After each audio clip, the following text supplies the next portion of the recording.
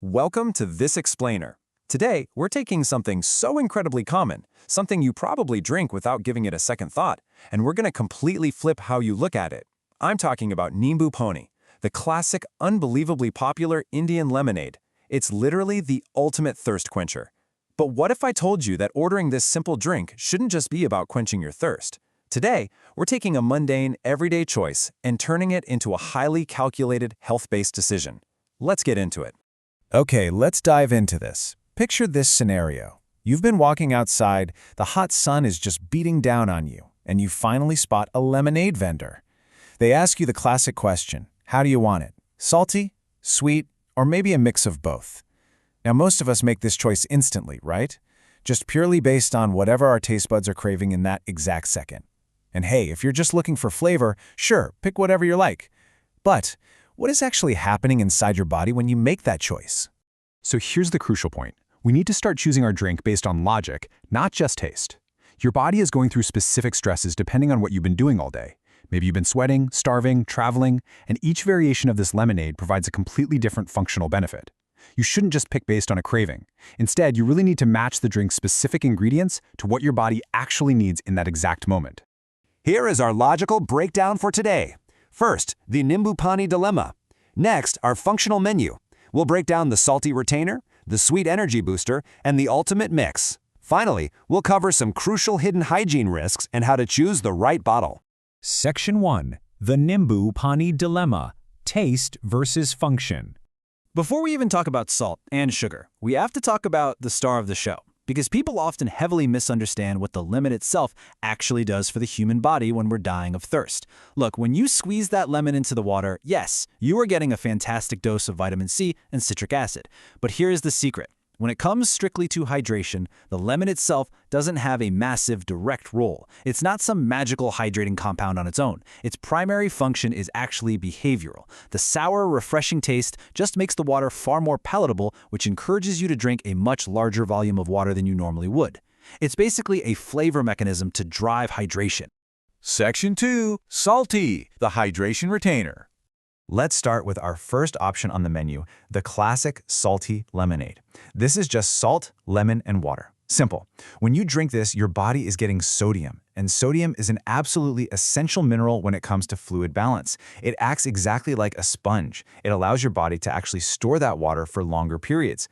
Without sodium, if you just chug a bunch of pure water, it quickly exits the body. The salt is what actually makes the water stick around. Now, what's really interesting about this slide is looking exactly at who needs this drink and when. You want the salty version when you've been wandering in the sun for hours, doing heavy physical labor, and most importantly, heavy sweating. Why? Because when you sweat, you aren't just losing water. You are actively losing your body's salts. That's what leads to fatigue and those terrible muscle cramps. Salty lemonade replaces exactly what you lost. But look at the warnings. If you have high blood pressure, kidney problems, or your doctor has specifically put you on a low-salt diet, you must avoid this. The sodium retention will completely work against you. Section 3. Sweet, the energy booster. Let's look at the second option, the sweet lemonade. This is made entirely with sugar, lemon, and water. Absolutely no salt. The literal moment you consume this, that sugar goes straight to work. It provides your body with glucose. Unlike complex carbohydrates that take a really long time to break down, this is immediate. It's an instant energy conversion, designed for a super quick pick-me-up when your body's internal battery is flashing red. So when does this make sense? You want the sweet lemonade when you're feeling hungry, weak, or you just haven't had a chance to eat and you need energy fast. It's great if you're tired but you haven't been sweating heavily, meaning your salt levels are actually fine, you're just depleted of fuel. It's even a pretty good pre-workout boost. But the warning here is strict. If you have diabetes or you're actively trying to control your daily sugar intake, avoid this one completely. And here is exactly why you need to be careful with the sweet option. 3 to 6. That is the number of spoons of sugar easily dumped into just one single glass of street-side sweet lemonade. It's a lot, right?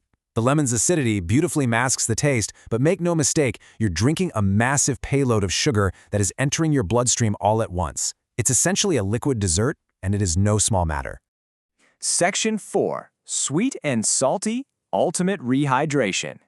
And this brilliantly illustrates how human biology works. When you combine glucose and sodium in the same exact drink, they trigger a very specific mechanism in your gut. This powerful combination literally forces your intestines to absorb water at a significantly faster and more efficient rate than if you just drank plain water. It's basically a rapid hydration multiplier.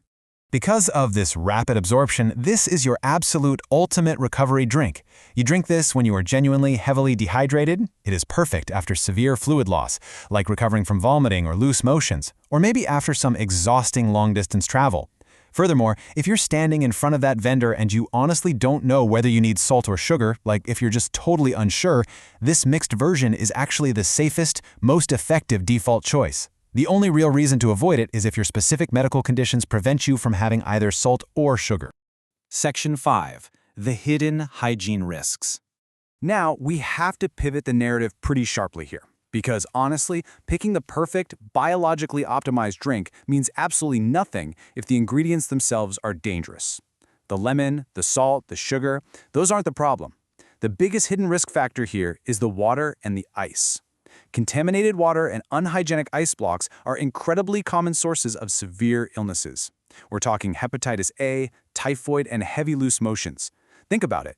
You're trying to hydrate, but a bad batch of ice will leave you vastly more dehydrated and dangerously ill.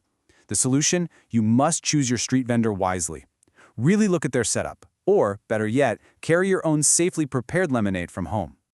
Section 6. Choosing the right bottle. If you do decide to make this at home and carry it with you to avoid those risks, the container you use matters immensely. 2.0 to 2.5. That is the highly acidic pH level of a lemon. And because it's so incredibly acidic, leaving it sitting for hours in standard, cheap plastic is genuinely dangerous. The acid can interact with the material, degrading it and leaching chemicals right into your perfectly planned health drink. Yikes. Let's move to and see how this builds our hierarchy of bottles you should be using. Because of that acid, the absolute best option to carry your lemonade is borosilicate glass. It's completely non-reactive. A really great alternative is food-grade stainless steel. Now, if you absolutely must use plastic, check the label carefully. Ensure it's specifically Triton or PP plastic, which are way more stable. But what you must avoid completely, normal everyday PET plastic. You know, those thin, crinkly water bottles? Never, ever store lemonade in those. To wrap this all up, applying just a little bit of reason to this simple daily choice dramatically elevates your health. Knowing your drink has a positive impact on your health. It's not just about a refreshing sour taste, right? It's about matching sodium for sweat, glucose for energy, and ensuring the vessel and the water are actually safe. So the next time you're standing under the hot sun, you'll know exactly what to order. Which leads me with one final question for you. If a choice as simple as lemonade has this much science behind it, what other daily habits might you be choosing blindly based purely on taste? Something to think about. Thanks for joining me on this explainer, and stay functionally hydrated.